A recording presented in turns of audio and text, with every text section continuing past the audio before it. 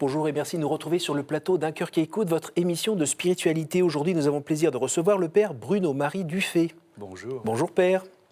Alors vous avez à peu près 65 ans, vous êtes aumônier du CCFD Terre Solidaire depuis septembre dernier. Alors, prêtre du diocèse de Lyon, vous avez enchaîné des responsabilités pastorales et ecclésiales, des activités d'enseignement et de formation, de recherche, des missions internationales. Alors, nous allons reparler de tout ça, mais juste auparavant, je vais vous demander de nous lire un extrait de texte que vous avez choisi. Alors j'ai choisi un texte qui m'est très cher, qui se trouve dans un beau livre de Desmond Tutu. Desmond Tutu est comme on sait un homme d'église qui a été très présent dans la commission Vérité et Réconciliation d'Afrique du Sud. Cette commission qui a contribué à la sortie de l'apartheid et à créer des liens entre les Africains de ce pays. Et dans un beau livre qui s'appelle God as a Dream, Dieu a un rêve, il explique quelque chose que je trouve très beau, qui m'a habité moi-même un certain nombre d'années, non seulement lorsque j'étais en Afrique, quand je suis parti en Afrique, mais aussi dans mon enseignement et dans mon ministère. Il dit, nous avons dans la langue Nguni, qui est la langue de ceux qui sont donc dans ce pays, entre autres langues, un terme difficile à traduire, le terme Ubuntu. Il veut dire que mon humanité est intrinsèquement liée à la tienne. Je suis humain parce que j'appartiens à notre commune humanité. Il s'agit donc du lien entre tous. Et il s'agit aussi de la compassion, de la capacité de compassion entre nous. Une personne est habitée par l'Ubuntu quand elle est accueillante, hospitalière, chaleureuse, généreuse. Elle veut aider et encourager l'autre. Cette personne est ouverte et disponible. Elle consent à être vulnérable et à se laisser toucher. Elle ne craint pas de penser que les autres sont capables et qu'ils peuvent être bons. Et elle trouve son assurance personnelle dans la conviction qu'une réalité communautaire est possible. Elle se sent atteinte et diminuée quand les autres sont humiliés ou opprimés, et elle est heureuse quand les autres sont heureuses. La qualité essentielle de l'Ubuntu permet de vivre la résilience, cette capacité à survivre, à tenir debout, malgré tout ce qui déshumanise les êtres humains. Nous sentons quand une personne a l'Ubuntu, elle est bienveillante et elle exprime le sentiment d'humanité. Et donc j'aime beaucoup ce texte parce que, alors peu importe le mot, c'est pas tellement de faire de l'analyse des langues qui nous retient ici, ce sentiment d'humanité, c'est pas une idée, c'est un ressenti, c'est une vibration. Et je pense que tout mon itinéraire est marqué par cette vibration. Vous l'avez, cet Ubuntu ? Alors, je ne sais pas si je l'ai, mais je sais que je vibre. Et quand j'ai trouvé ce texte, que j'ai traduit, là, parce qu'il est écrit en anglais, je me suis dit, c'est peut-être un peu ça que tu ressens. La capacité de vibrer, c'est-à-dire la capacité de recevoir ce qui est fort pour l'autre, un événement, une rencontre, quelque chose qui l'a attristé. Donc je suis effectivement fabriqué, modelé, comme un homme qui est triste quand il voit quelqu'un qui est triste, mais qui se réjouit quand il voit quelqu'un qui est heureux. Naturellement, on n'est pas tous fabriqués comme ça ? Je pense qu'on est tous fabriqués comme ça, mais je pense qu'on a beaucoup de résistance. Et que nous nous fabriquons des rôles, et que nous nous fabriquons des défenses, peut-être même que nous nous fabriquons des murs entre nous pour ne pas être trop touchés par ce qui concerne l'expérience et l'existence de l'autre. Par peur d'avoir mal ? Peut-être par peur d'avoir mal, par peur aussi d'être impliqué dans cette histoire, parce que cette histoire peut nous emmener loin. Si je vous raconte ce que j'ai vécu depuis 1 an avec les migrants dans la région lyonnaise, autant vous dire qu'au départ, il s'agit d'accueillir, il s'agit de trouver de quoi manger, de quoi héberger. En l'occurrence, pas beaucoup de monde, 160 personnes, c'est pas beaucoup sur le flux, sur le monde des migrants. 1 an plus tard, je suis toujours avec eux et nous sommes passés d'étape en étape. Nous sommes passés de la recherche d'un toit, TOIT, à la recherche d'un toit, TOI, et puis on est passé aussi de la prise en charge de la scolarisation des enfants à la question de la santé pour un certain nombre, et puis à la recherche d'emploi pour certains. Et on se rend compte que c'est une aventure qui nous emmène beaucoup plus loin que ce qu'on pensait. Au départ, on pense qu'on va donner un petit coup de main et que voilà, ce sera une goutte d'eau dans la mer. Et en fait, on se rend compte que c'est une humanité partagée. Vous avez fait un travail sur vous-même ou pour pas justement ériger naturellement ces murs de protection?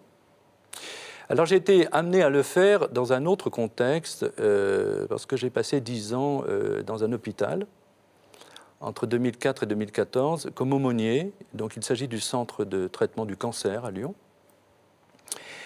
Et j'ai très vite senti, en approchant la personne touchée par la maladie grave, que je pouvais être emporté par sa douleur. Et contrairement à ce qu'on dit souvent, on ne souffre pas de ce que souffre l'autre, et on souffre toujours seul. En fait, quand vous êtes en proximité, en écoute de la personne à qui on vient d'annoncer qu'elle a un cancer, ou bien qu'il y a une rechute, ou bien qu'il se rend compte que ses jours sont comptés, vous êtes complètement pris dans cette aventure, qui est une aventure de la fragilité, une aventure... Ça, c'est l'empathie. Et effectivement, vous êtes complètement dans l'empathie. Et en même temps, la personne attend de vous que vous teniez debout, ou en tout cas que vous teniez dans la proximité et dans la fidélité. Est-ce que vous reviendrez demain? C'est cette question qui m'a hanté pendant des années, qui avait été prononcée par une femme qui était très très fatiguée, qui au bout d'un certain nombre d'échanges m'avait dit: est-ce que vous reviendrez demain? Aidez-moi à comprendre, c'est quoi la différence entre finalement être ce qu'on appelle humaniste et puis être chrétien, voire comme vous l'êtes aumônier chrétien? Je pense que tout chrétien est un humaniste, parce que ce que nous avons appris du Christ, c'est cette expérience de la proximité. Il est, lui, le bon samaritain. Il raconte l'histoire d'un samaritain, mais on a très bien compris que c'est de lui dont il parle. Et c'est lui qui fait le détour. Il aurait eu sans doute un certain nombre de raisons pour, comme le prêtre et le lévite, continuer son chemin. Il fait le détour vers celui qui est ensanglanté, qui est meurtri, qui a été agressé, qui est en souffrance. Donc, ça, c'est une première définition de l'humanisme. L'humanisme, c'est le détour pour rencontrer l'autre, et l'autre dans sa fragilité, dans sa vulnérabilité. Donc nous sommes, en effet, à partir de notre confession de foi chrétienne, des humanistes. Et du coup, sur le chemin, nous rencontrons des humanistes qui ne font pas profession nécessairement de foi. Alors c'est quoi la couche en plus? C'est pas un plus. Une couche en moins? Non plus. Pourquoi faudrait-il qu'il y ait des couches? Non, il faudrait plutôt penser les choses en termes de sensibilité et en termes de, comment dirais-je, en termes de partage. Et peut-être aussi en termes d'espérance. Je crois que ce qui est caractéristique de l'humanisme chrétien, ou de l'humanisme éclairé par la foi chrétienne, c'est qu'il n'est pas simplement réductible à une action humanitaire. Vous voyez ce que je veux dire? C'est-à-dire que nous sommes évidemment tous dans cette urgence de l'action, mais ce que je crois pouvoir dire, c'est que nous la vivons au regard de la foi, à la lumière de la foi, avec une espérance, c'est que la mort n'aura pas le dernier mot. C'est la vie qui aura le dernier mot. Ce qui aura le dernier mot, si jamais il y a un dernier mot, si jamais il y a une fin de l'histoire, c'est cette rencontre et cette reconnaissance entre nous. C'est ça qui est déterminant. Et au fond, nous sommes mano in la mano avec tous les humanistes, chrétiens et non chrétiens, mais être humaniste, c'est déjà être sur un chemin, sinon d'espérance, du moins de reconnaissance entre hommes. C'est ça l'Ubuntu. Hein. On s'est retrouvés, on se trouve. Et je pense que ce qui est déterminant, c'est que nous inscrivons notre humanisme, nous les chrétiens, dans une espérance, c'est-à-dire dans un accomplissement de la volonté et du désir de Dieu, un Dieu Père pour tous les hommes. Alors, on l'a dit, depuis septembre dernier, vous êtes aumônier du CCFD Terre Solidaire, donc le comité contre la faim et pour le développement. Comité catholique. Comité catholique, pardon. Contre la faim et pour le développement. Voilà. Terre Solidaire. Donc, oui, j'ai dit tout à l'envers. Ouais. Donc, c'est la première ONG caritative en France qui doit dater depuis à peu près 50 ans. C'est souvent présenté comme la première ONG de développement.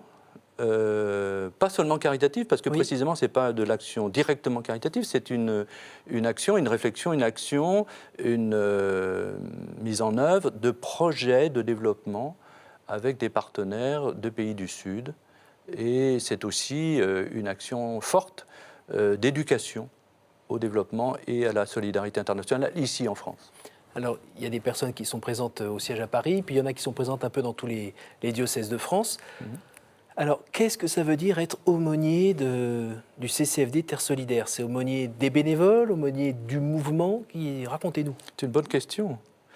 Vous savez, on la cherche, cette signification d'une présence, car il s'agit fondamentalement d'une présence. Je suis mandaté par les évêques de France pour que soit sauvegardé et même déployé le lien entre cet organisme, qui est encore une fois une organisation importante. Vous avez cité le nombre des salariés au siège à Paris. 160, 170 personnes.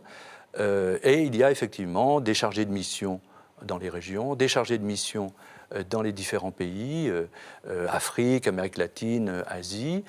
Et il y a également des personnes qui exercent leur métier au titre d'une compétence technique ou d'une compétence en matière de communication. Donc c'est une organisation collégiale, c'est-à-dire qu'elle regroupe un certain nombre de mouvements catholiques, depuis les scouts de France jusqu'au cadre chrétien, en passant par l'aumônerie de l'enseignement public, etc., ou le mouvement chrétien des retraités, MCR. Et donc, chacun apporte ou veut apporter à cette œuvre commune un chemin de spiritualité, une sensibilité, une approche du réel. Ça, c'est très intéressant parce qu'il y a un œcuménisme interne, si j'ose m'exprimer ainsi. Il y a un dialogue entre des réalités, des sensibilités propres à l'Église catholique de France. Les noms que vous venez de citer, on sait que c'est des sensibilités différentes. Et puis, ne serait-ce que celle liée à l'âge, entre ce qui est défendu au MCR et chez les scouts de France, c'est pas forcément la même façon d'aborder c'est pas la même façon même réalité d'aborder ce lien, cette solidarité, même la manière d'agir, et la manière aussi de relire ce que l'on découvre lorsque, par exemple, on reçoit des partenaires du Sud ici, ou lorsqu'on fait un voyage d'immersion dans un des pays avec lesquels on développe un projet de développement, un projet de... Alors, comment faites-vous ? Déjà, est-ce que vous vous sentez l'aumônier donc d'un mouvement, d'une structure que vous essayez de guider vers une application de la charité, pas juste en elle-même, mais toujours en chemin avec et vers Jésus, ou bien est-ce que vous vous sentez en charge de chaque bénévole de la maison? Alors, je dirais ou salarié? Oui, je dirais d'abord que un aumônier, alors le terme lui-même paraît parfois un peu désuet, mais l'aumônier, c'est d'abord le frère en écoute. Alors, je crois que ce qui caractérise un bon aumônier d'une organisation comme le CCFD, c'est d'être en écoute de ce que portent les uns les autres, des aspirations, des soucis, des interrogations, de besoins en termes de relecture de leur action, mais de besoins aussi en termes de connaissances aussi.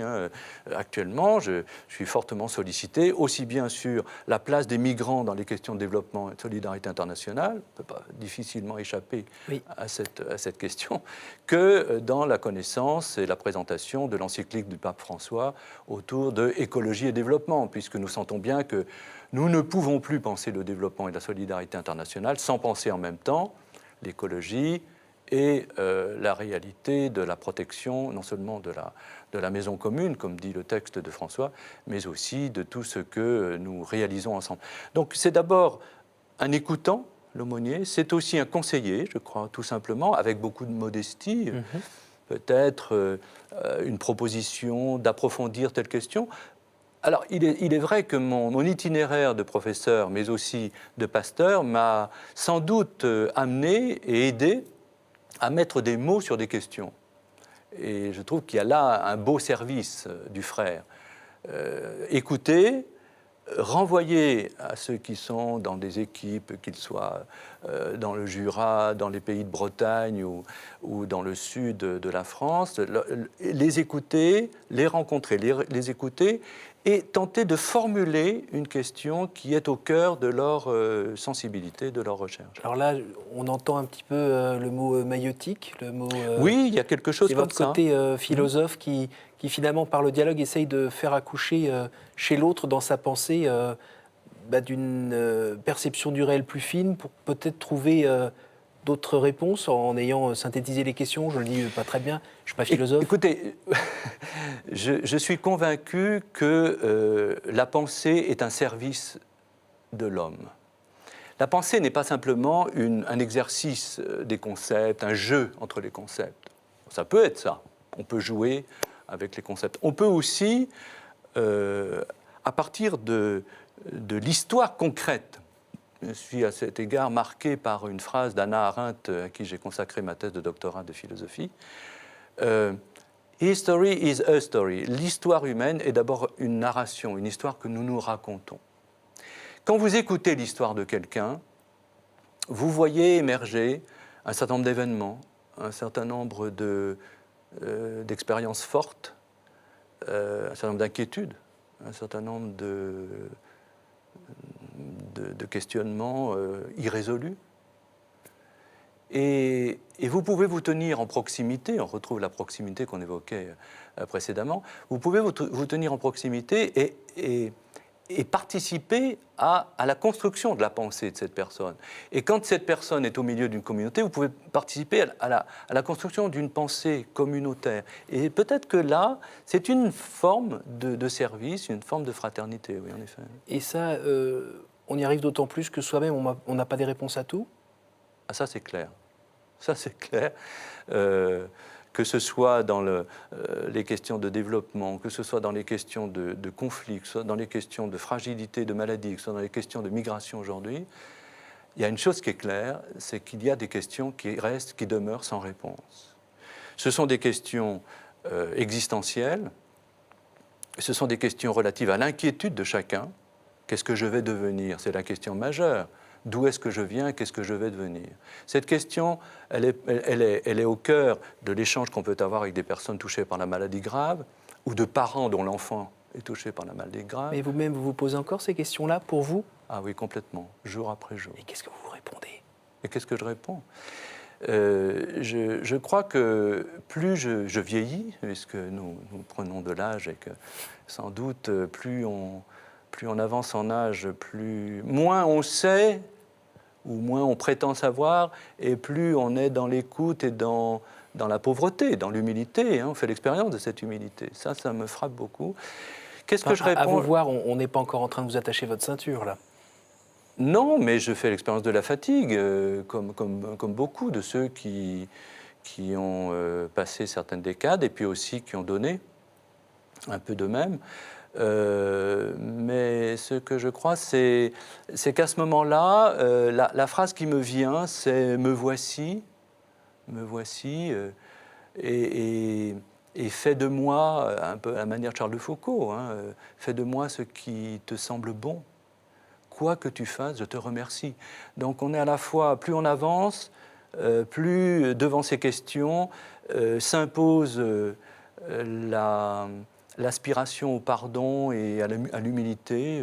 Je demande pardon parce que je n'ai pas toujours été conforme à l'idéal que j'annonçais, hein, ou parce que j'ai été maladroit, parfois même blessant. Et puis, vraiment, un certain nombre de choses se présentent comme plus claires, plus sereines. Lesquelles? Par exemple, le fait que chaque personne est porteuse d'une promesse et qu'on ne peut pas dire de quelqu'un « je n'ai pas besoin de toi ». Ça, c'est très, très important. Vous pouvez être plus précis sur cette promesse? Promesse de quoi? Si vous voulez, si je reprends les trois grands moments de mon ministère, le ministère de l'enseignement, j'ai appris des étudiants à qui j'enseignais. En plus, j'enseignais... C'est pas de la rhétorique, ça, c'est une réalité. Absolument. La manière dont je repense à tel ou tel étudiant venant d'Haïti. Bon, il se trouve que j'ai enseigné à l'Institut des droits de l'homme. Une des années où j'étais directeur de cet institut et où j'enseignais en même temps, on avait 23 nationalités. Donc, c'est pas mal. Pour une promotion de 200 personnes, c'est quand même pas mal. Et donc, écouter mes amis haïtiens me dire « mais tu ne peux pas ne pas prendre en considération l'histoire de l'esclavage chez nous », bah, vous savez, vous reprenez vos notes et vous travaillez autrement. Écouter mes amis africains dire mais l'alternance en politique en Afrique c'est impossible parce qu'on n'y arrive pas et pourtant la question du pouvoir est déterminante. Écouter mes amis d'Amérique latine me dire mais tu sais la foi elle est au cœur. Bon et puis ils disent ça aussi, la foi est le cœur. La foi est au cœur et le cœur est dans la foi. Bon voilà, et du coup nous apprenons. Ça a été la même chose à l'hôpital. J'ai appris en écoutant. Les personnes malades m'ont donné les mots. Et elles m'ont donné plus que les mots, elles m'ont donné Je vais vous donner un exemple. Un soir, j'étais dans une chambre de l'hôpital du centre Léon Bérard et à la demande d'un patient, je lui avais donné l'onction des malades. Donc nous avons pris le temps de prier, nous avons pris le temps de parler, nous avons pris le temps de relire l'histoire qui était la sienne, et puis à un moment, il se regarde, et on reste en silence. Et à un moment, il relève la tête, il me dit « Bon, maintenant, Bruno, il faut rentrer chez vous et vous reposer, et que Dieu vous bénisse. » C'est extraordinaire.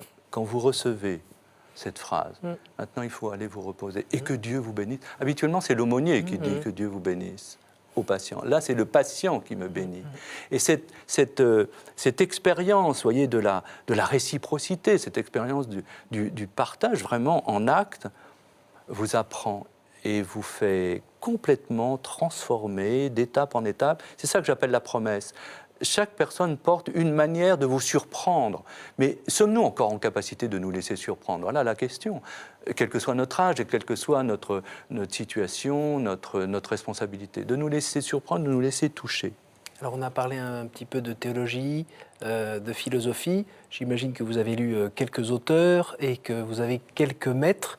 Qu'est-ce que vous avez comme lecture qui serait à nous conseiller, qui sont le plus utiles pour faire ce que vous avez à faire, c'est-à-dire être aumônier du CCFD aujourd'hui, puis j'ai envie de dire vivre en chrétien aussi aujourd'hui tout simplement?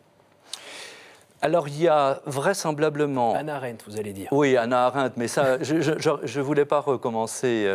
J'ai déjà cité, donc je dirais pourquoi. Cette femme m'a beaucoup marqué. Non, je commencerai par les premiers penseurs chrétiens, les premiers siècles, les pères de l'Église, ceux qu'on appelle les pères de l'Église. C'est une richesse extraordinaire parce que ce sont des hommes qui ont toujours été des annonceurs et des témoins. Et ils ont vécu ce qu'ils annonçaient. Et d'ailleurs, c'est une des phrases fortes que l'on trouve aussi bien chez saint Irénée que chez saint Augustin. Il s'agit de dire ce que l'on croit, il s'agit de vivre ce que l'on dit. Vous voyez, ça pour moi, il y a quelque chose de fort. Et puis, il y a chez beaucoup, aussi bien chez Irénée que Irénée de Lyon, comme Lyonnais, il faut bien que je cite Irénée quand même. Mais je ne le cite pas seulement parce qu'il a été évêque de Lyon, mais parce que c'est un grand, grand penseur. Et puis, chez les Alexandrins, donc Clément d'Alexandrie, Athanase et d'autres, il y a ce que l'on appelle de manière pédante une anthropologie, c'est-à-dire une approche de l'homme, une conception de l'humanité de l'homme.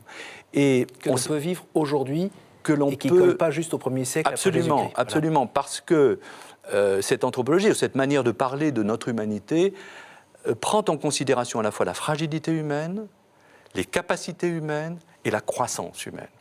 Et ça, c'est quand même très, très fort. Alors, pour moi, c'est un ensemble de penseurs qui va jusqu'à Ambroise de Milan, pour ne pas rester seulement en Grèce, mais pour venir plus près de nous, et jusqu'à Thomas d'Aquin, c'est-à-dire des hommes qui ont tenté à la fois de penser la foi, de rendre compte de cette espérance, de trouver des modes de transmission de cette pensée, de cette foi, et puis aussi de traduire en actes et de traduire en mode de vie. Bon, quand je dis saint Thomas d'Aquin, c'est évidemment un fondateur de toutes les questions d'éthique.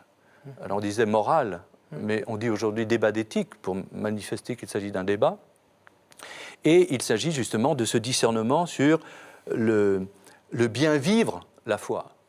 Comment traduire en actes. Et on entend bien que c'est pas juste, ça ne se passe pas juste au niveau cérébral. Ça ne se passe pas seulement au niveau cérébral. C'est descendre dans le cœur et dans les actes. Alors, et dans la relation. On arrive déjà à la fin de l'émission. Je vais vous poser les 3 questions rituelles. Quel conseil donneriez-vous à quelqu'un qui vous dirait « J'ai envie de rencontrer Dieu, par quoi dois-je commencer ?» Je répondrais, si tu veux rencontrer Dieu, écoute celui qui est tout près de toi. Laisse-toi toucher par telle et telle personne qui partage ta vie quotidienne et qui a un message de la part de Dieu. Je suis convaincu que Dieu parle à travers lui, à travers ses proches. À part Hannah Arendt, quel est votre héros, votre saint, la personne que vous trouvez admirable? Ah, j'ai droit à 2? Oui, exceptionnellement. Allez, exceptionnellement. Alors, je vais vous dire, j'ai une affection particulière pour le premier martyr chrétien, Étienne. Je ne sais pas pourquoi. Depuis très très longtemps, je trouve que cet homme qui manifeste sa liberté, qui la manifeste à la fois en étant le premier diacre, hein, il est diacre, il est serviteur dans la communauté. J'ai une faiblesse, j'ai l'impression d'être resté diacre tout en étant prêtre, parce que je pense que fondamentalement, un serviteur dans l'Église, la figure du serviteur est première. Or, Étienne est serviteur, et c'est un serviteur qui n'a pas peur de dire ce qu'il croit, qui va jusqu'à être lapidé, et qui, au moment où il est lapidé, pour sa foi, prononce les paroles mêmes du Christ, ne leur tient pas, ne fait pas un procès pour eux, ils ne savent pas ce qu'ils font, c'est-à-dire précisément ce que le Christ prononce sur la croix. Et puis alors l'autre personne que j'aimerais nommer, c'est Bruno. Bruno de la Chartreuse. Non seulement parce que je porte le prénom de Bruno, mais parce que... Vous êtes attiré aussi par la vie contemplative? Voilà, exactement. Pour moi, il n'y a pas de renouvellement, il n'y a pas de ressourcement sans cette capacité à la contemplation, c'est-à-dire à se réjouir de la rencontre. C'est ça, la contemplation. Je suis heureux de vous rencontrer, je suis heureux de ce moment de paroles partagées. Et puis, ce moment de silence et de retrait dans lequel nous retrouvons celui qui nous parle au cœur. Pas simplement à l'intelligence, mais au cœur. Et qui régénère, et sur lequel il faut fonder son action? Absolument. Et donc, qui nous rend la possibilité de nous relever, alors même que nous pouvons faire l'expérience de la fatigue, parfois même de l'épuisement, et qui, précisément sur fond de silence, nous relève à la manière même du Christ. Au jour du jugement, qu'aimeriez-vous que Dieu vous dise? Ah, ça, je ne sais pas ce qu'il va me dire. Qu'est-ce que j'aimerais? J'aimerais qu'il... C'est une question difficile, quoi. Oui. Une question difficile parce que je ne voudrais pas projeter sur Dieu. Pour moi, Dieu est libre. Dieu est un Père complètement libre qui fait miséricorde à qui il fait miséricorde, hein, comme il le dit à Moïse, donc qui est complètement libre d'aimer, qui aime sans condition. Non, peut-être simplement n'aie pas peur. Merci beaucoup, Père. Merci. Pour votre témoignage. Merci d'être venu. Et puis, bonne tâche dans votre mission d'aumônier du CCFD Terre Solidaire. Si vous voulez en savoir plus sur le CCFD, il y a un site dont l'adresse est indiquée en bas de l'écran. Évidemment, ceux qui veulent revoir notre émission peuvent aller sur le site ktotv.com pour donc la revoir, la partager. Merci à vous tous. À la semaine prochaine.